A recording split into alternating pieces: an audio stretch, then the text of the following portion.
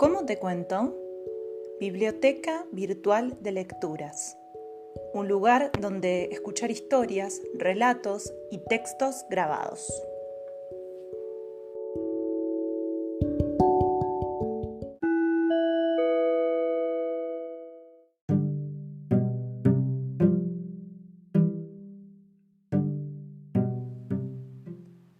Prepárate, abrí los oídos, porque estás a punto de escuchar.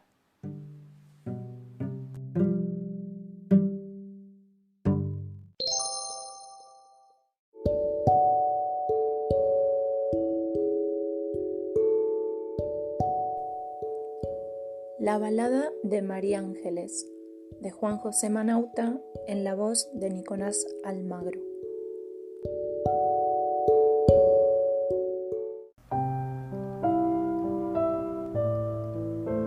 La balada de María Ángeles. Morena alta y de flexible cintura, supo ser la María Ángeles que yo conocí. Muslos reventones y firmes, de piel lustrosa como si se los ungiera con chicharrón.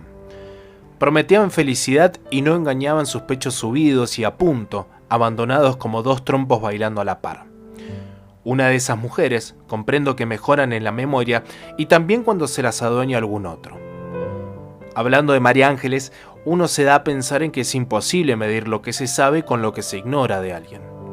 Había nacido en el Paraguay, decía y parecía recordar algo lejano o perdido cuando te acariciaba con sus manos tamañas, negras en el dorso y blancas en la palma, muy suaves, propio como si nunca las hubiera usado para otra cosa.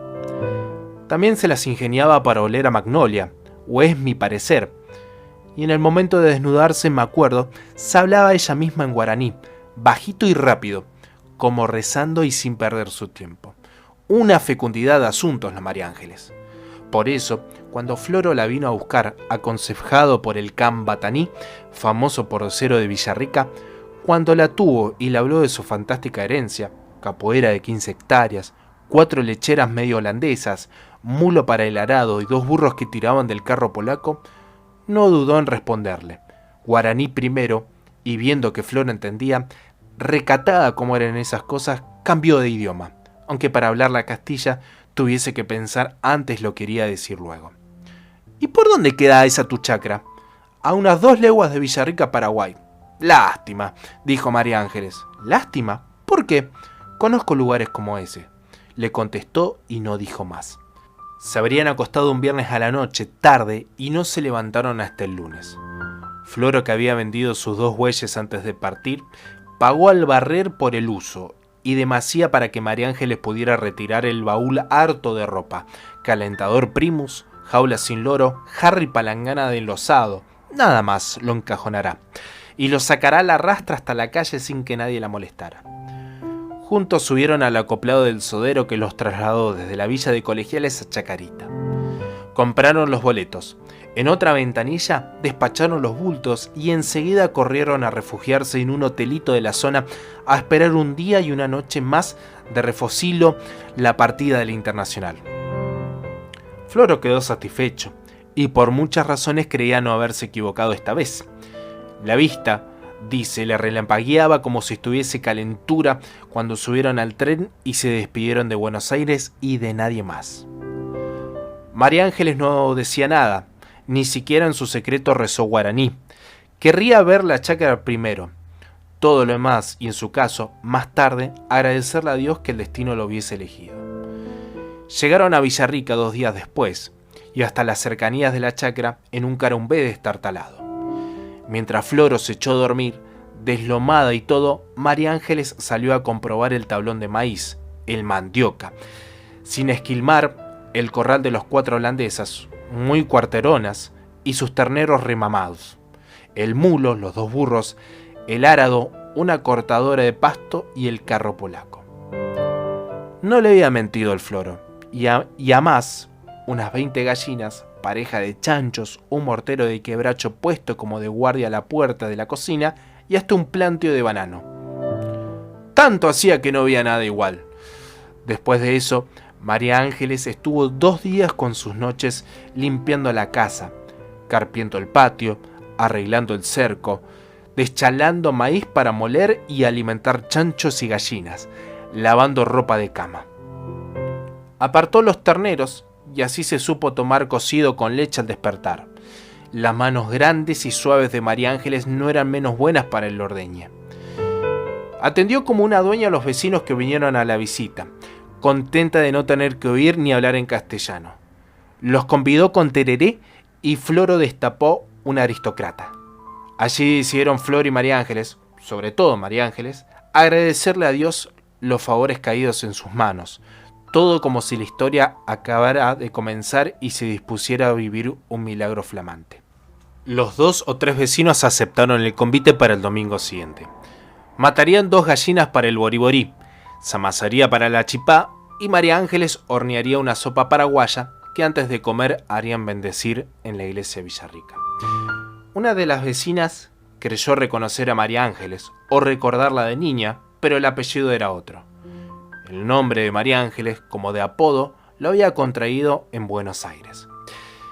Y además les dijo que ella no era del Guaira, sino de por la costa del Pilcomayo, tirando al Chaco.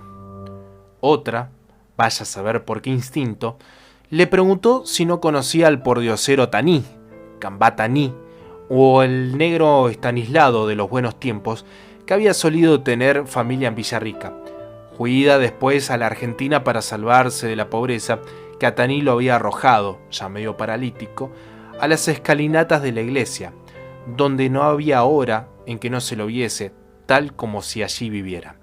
Y agregó que nadie osaba negarle una limosna, sin el riesgo de desatar malos presagios. María Ángeles como si ni la oyera. Pero llegó el domingo, y antes del amanecer Floro ató los burros al carro polaco recién pintado. Salieron al camino hacia Villarrica. No llevaban otra carga que la sopa paraguaya horneada la noche anterior y un atado de velas. Llegaron con sol alto a la ciudad y fueron derecho a la iglesia, en cuyas escalinatas, por supuesto, pedía limosnas Cambá Taní. De pobre, sucio y harapiento, el pordiosero parecía más negro de lo que era. María Ángeles, con una vela encendida, pasó a su lado sin mirarlo. Floro, en cambio, se detuvo un instante. El pobre negro le pidió en guaraní que lo convidara con un pedazo de sopa paraguaya. Estaba ya pronto a sacar el cuchillo para cortarla cuando María Ángeles volvió, le arrebató la fuente y sin decir palabra siguió su camino y se introdujo en el templo. Floro le explicó a Taní que llevaban a bendecir aquella sopa, que María Ángeles en realidad tenía razón, no era atinado comer antes de la ceremonia. El rito fue breve. El cura roció con agua bendita la sopa paraguaya. María Ángeles dejó la vela encendida a los pies de la Virgen y le entregó el sobrante al sacristán. Salieron a la calle en una media mañana luminosa y ardiente. «Ya estará bendita la sopa», les dijo Taní en cuanto descendieron el primer peldaño de la escalinata. «Ahora me pueden convidar». Otra vez, la María Ángeles lo rozó al pasar sin verlo ni oírlo y no paró hasta que estuvo al lado del carro polaco. «Tenemos una fiesta en la chacra», trató de explicar Floro. «No corresponde que abramos aquí la sopa. Te mandaré un pedazo, Taní, o te traeré yo mismo». Durante todo el camino de vuelta no dijeron palabra, y sus bocas cerradas por la discordia y luego por la cólera no emitieron sonido alguno, guaraní o castellano, pero como si lo hicieran. Esas voces calladas e iracundas, dichas hacia adentro, fueron subiendo de bulto y no tardaron en llegar a la execración y a la furia. Nadie, ni ellos mismos, escuchó nada, pero se habían dicho y continuaban diciéndose mucho más de lo que era lícito expresar aún sin habla. Para los vecinos que esperaban en la chacra, solo llegaron serios, demasiado pálidos y un poco solemnes y tiesos, como que venían de la iglesia. Lo primero que hizo Floro fue colocar sobre una tabla la sopa paraguaya que traían bendita. Con su propio cuchillo cortó un buen pedazo y se los mostró a todos y dijo: «Para el Cambá Taní». Los demás aprobaron. La mesa estaba puesta y el fuego encendido. Calentaron y tomaron boriborí, comieron chipá y gallina y finalmente el mismo Floro repartió equitativamente la consagrada sopa paraguaya. todo sin alegría. Se vivió con discreción, caña aristócrata y vino. Los vecinos se fueron. Después de la siesta, Floro ató de nuevo los burros al carro polaco. Puso en un plato el pedazo de sopa paraguaya destinado a Taní, lo tapó con otro y envolvió el todo con una servilleta. Bajo el sol ya no tan agresivo de la media tarde, enderezó hacia Villarrica. Las escalinatas de la iglesia estaban desiertas. Esperó un buen rato. Después esperó más y esperó con paciencia. Seguro como estaba de los agüeros, serían benévolos si lograban que Taní comiera de su alabada sopa paraguaya. Dio unas vueltas por la ciudad. Preguntó por Taní. Una mujer se santiguó y le dijo: en las escalinatas de la iglesia, no lo va a hallar en otra parte. Acabo de verlo. Floro volvió rápidamente a la iglesia, pero el viejo pordiosero no estaba. Aún sin creerse maldito ni temer por su suerte, Floro no regresó a la chacra con el pedazo de sopa paraguaya, sino que lo dejó, tal cual lo llevaba, en el lugar donde solía estacionarse Taní. Cuando llegó a su casa, María Ángeles no estaba. Había dejado una esquela sobre la mesa limpia, apretada bajo la lámpara. Se iba para siempre. Eso decía la esquela. Que no la buscara, decía, ni por consejo del diablo. Floro no hizo caso de la esquela, que ni terminó de leer. La buscó por todo el vecindario. Nadie la había visto salir. Fue a Villarrica y de allí a Asunción. Merodeó días enteros por estaciones ferroviarias y terminales de ómnibus. Pasó a Clorinda, volvió al Paraguay, bajó a Encarnación y cruzó a Posadas. De nuevo a Villarrica y sin hablar con nadie llegó a su chacra, otra vez sucia, cubierta de yuyos, el maíz picoteado por los loros y la mandioca todavía sin cosechar, los burros sueltos y las vacas pastando a placer con los terneros otra vez mamados. También estaban los bueyes que él creía haber vendido. La búsqueda la había llevado 1 mes y medio y en todo ese lapso no se había afeitado ni cambiado de ropa. Olía a chiquero cuando llegó a las escalinatas de la iglesia de Villarrica y se sentó junto a Taní, como si fuese otro mendigo. «Gracias por la sopa», dijo Taní. «Aquí está el plato y la servilleta». Cuando Floro creyó noticiarlo, disculpándose de que no lo había encontrado aquella vez, Taní le previno muy serio que ya lo sabía, porque él jamás se había movido de su lugar. «Yo te buscaba», balbuceó Floro. «No me buscabas a mí», le contestó el mendigo. «Buscabas otra cosa, vaya a saber, y por eso no me viste. Pero no importa, necesitas una mujer. Vende tus bueyes y ándate a Buenos Aires, a esta dirección. No importa lo que haga y cómo se llame, preguntarás por María Ángeles. No dirás que yo te mando. No es necesario».